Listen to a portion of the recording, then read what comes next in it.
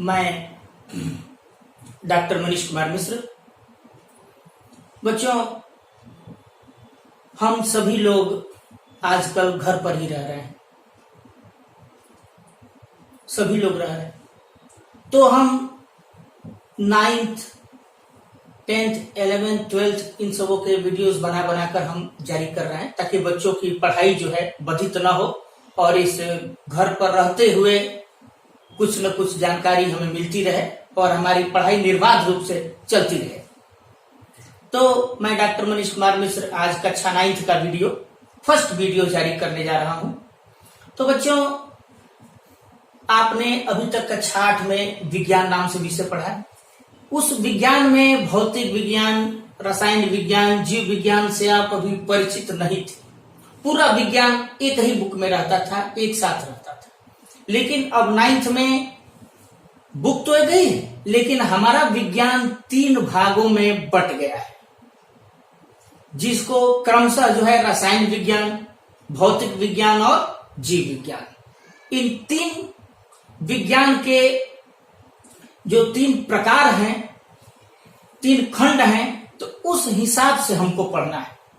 तो आपके NCERT syllabus में, जो कि यूपी बोर्ड का भी है और सीबीएसई का भी है, तो एनसीईआरटी में सबसे पहला चैप्टर जो है वह रसायन विज्ञान का है।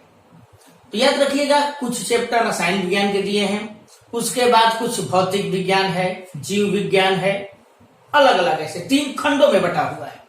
तो सबसे पहला फर्स्ट सेक्शन जो है, फर्स्ट सेक्शन का फर्स्ट चैप्टर, पहला पाठ जो है हमारा, वह है केमिस्ट्री का। तो केमिस्ट्री का फर्स्ट चैप्टर कौन सा है? मैटर्स इन आवर सराउंडिंग्स, हमारे आसपास के पदार्थ। यहीं से यह पाठ चैप्टर यह शुरू है। बच्चों, हम देखते हैं हमारे आसपास, मतलब इस पूरे ब्रह्मांड में आप जहां तक अपनी नजर घुमाकर देखते हैं, यह पूरा ब्रह्मांड पदार्थों से मिलकर बना है। 2 चीजें हैं जिन्हें हम अनुभव करते हैं, पदार्थ और ऊर्जा, एनर्जी। तो इस चैप्टर में हमको एनर्जी नहीं पढ़ना, हमको पदार्थ के बारे में पढ़ना है। पदार्थ क्या है, मैटर क्या है। तो हमारे आसपास आप जो देख रहे हैं सब पदार्थ से मिलकर बना हुआ, पूरा यह ब्रह्मांड जो है पदार्थ से मिलकर बना है। तो पदार्थ हमको किन किन रूपों में दिखाई देता है, इसके बारे में अध्ययन करना है। तो सबसे पहले हम ये जाने कि पदार्थ कहते किसे, क्या है पदार्थ। तो हमारे आसपास आप जो भी देख रहे हैं अपने आसपास, वे सभी वस्तु, ऑल द थिंग्स जो स्थान घेरता है, जिसमें द्रव्यमान होता है, जिसको हम पिछली कक्षाओं में आप जड़ तो पढ़े होंगे। द्रव्यमान होने का मतलब क्या है कि किसी में अगर द्रव्यमान है तो जहां है वहीं रहेगा। स्थिर वस्तु स्थिर रहेगी और गतिमान वस्तु गतिमान रहेगा जब तक उस पर कोई बाह्य बल न लगे। मतलब जड़त्व ही द्रव्यमान है, उसका माप है। तो वे सभी पदार्थ जो स्थान घेरता है, जिसमें द्रव्यमान होता है और जिसका ज्ञान हम अपनी ज्ञानेंद्रियों द्वारा कर सकते हैं। कौन कौन? जैसे ज्ञानेंद्रिय के बारे में जानते होंगे, ज्ञानेंद्रियों के बारे में सेंस ऑर्गन्स जो कहलाते हैं, नाक है, कान है, जीभ है, त्वचा है, समझ रहे हैं ना। तो मतलब those things which occupy space, possesses mass and can be felt by one or more of our senses are called matter. वे सभी पदार्थ, वे सभी चीजें, वे सभी वस्तुएं जो स्थान घेरती हैं, जिनमें द्रव्यमान होता है और जिनका ज्ञान हम अपनी एक या अधिक इंद्रियों द्वारा कर सकते हैं, उन्हें हम द्रव्य या मैटर कहते हैं। क्या कहते हैं? मैटर या द्रव्य।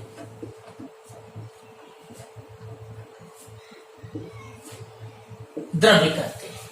तो हमारे आसपास जो है द्रव्य किन किन रूपों में दिखाई देता है, कैसा द्रव्य दिखाई देता है, किन किन रूपों में दिखाई देता है। तो हम अपने आसपास देखते हैं तो द्रव्य जो है सामान्यतः हम देखते हैं 3 रूपों में दिखाई देता है। कौन कौन? ठोस, द्रव और gas. Solid, liquids and gases. Solid, liquid and gas, 3 रूप में द्रव्य पदार्थ जो है 3 रूपों में दिखाई देते हैं। तब इन तीनों रूपों के बारे में हम कुछ चर्चा करें। सबसे पहला कौन है? सॉलिड, ठोस। ठोस, ठोस किसे कहते हैं? किन गुणों के आधार पर हम जानेंगे यह पदार्थ ठोस है, सॉलिड है? तो बच्चों, ठोस जो होता है, ठोस में अणु जो होते हैं, देखिए प्रत्येक पदार्थ द्रव्य जो है वो छोटे छोटे कणों से मिलकर बना होता है। अणु कहें, परमाणु कहें। तो ये जो अवयवी कण होते हैं ठोस में, वह बहुत पास पास होते हैं, निकट होते हैं। सभी अवस्थाओं में सबसे निकट किसके अणु होते हैं? ठोस में। इसलिए पास पास होने के, अधिक पास पास होने के कारण उन अणुओं के बीच लगने वाला आकर्षण बल बहुत प्रबल होता है, स्ट्रांग होता है। यह ठोस की खासियत है। ठोस के अणु पास पास होते हैं, पास पास होने की वजह से प्रबल होता है। यही कारण है कि ठोस जो होते हैं, आकर्षण बल अधिक लगने के कारण जो है इनका आकार और आयतन दोनों निश्चित होता है। याद रखिएगा, ठोसों के अणु पास पास होते हैं, इनके बीच आकर्षण बल बहुत प्रबल होता है, इनके अवयवी कण अपने स्थान पर, अपने ही स्थान पर, एक निश्चित स्थान पर बैठे रहते हैं, रुके रहते हैं, निश्चित स्थान पर रहते हैं। अगली बात, ठोस के अणुओं में गतिज ऊर्जा नहीं पाई जाए, बहुत कम पाई, नहीं मत कहिए, बहुत कम पाई जाए, नहीं के बराबर, क्योंकि भाई अपने ही स्थान पर रुके रहते हैं। तो ठोस के अवयवी कण बहुत नजदीक होते हैं, निकट होते हैं, उनके बीच आकर्षण बल, अंतराणविक आकर्षण बल बहुत प्रबल होता है। इनका आयतन एवं आकार दोनों, आयतन और आकार दोनों निश्चित होता है। मतलब solids have definite shape and volume. Solids के, ठोसों के अवयवी कण अपने स्थान पर स्थिर रहते हैं और अपनी मध्यमान स्थिति के दोनों ओर कंपन करते हैं, लेकिन अपने स्थान को अस्थायी रूप से नहीं छोड़ते। सामान्यतः ठोसों को बहुत कम दबाया जा सकता है, इनकम्प्रेसिबल होता है, मतलब ठोसों को दबाया नहीं जा सकता, नहीं दबाया जा सकता, बहुत कम दबाया जा सकता है। कम कहने का मतलब गैस और द्रव की तुलना। ठीक है। अगली बात, ठोसों का घनत्व सामान्यतः द्रव और गैस से अधिक होता है। ठोसों को गर्म करने पर वो पिघलते हैं। वह ताप जिस पर कोई ठोस पिघलकर द्रव में बदल जाता है, उस ताप को, उस ठोस का गलनांक कहते हैं, क्योंकि इस प्रक्रिया को गलना कहते हैं। तो ठोस के तमाम उदाहरण हैं, लकड़ी, लोहा, जो भी आप देख रहे हैं जो अपने स्थान पर स्थिर है, वह कौन है? ठोस। दूसरा, द्रव, लिक्विड। लिक्विड में अवयवी कणों के बीच की दूरी ठोसों की तुलना में अधिक होती है, जिसके कारण अंतराणविक आकर्षण बल ठोसों से कम होता है। आकर्षण बल होता है, ये अपने स्थान पर स्थिर नहीं होते, पूरे द्रव में घूमते रहते हैं, लेकिन द्रव को छोड़कर भागते नहीं। इसी कारण इस गुण को द्रव का बहना कहते हैं। यही तरलता का गुण होता है द्रव में।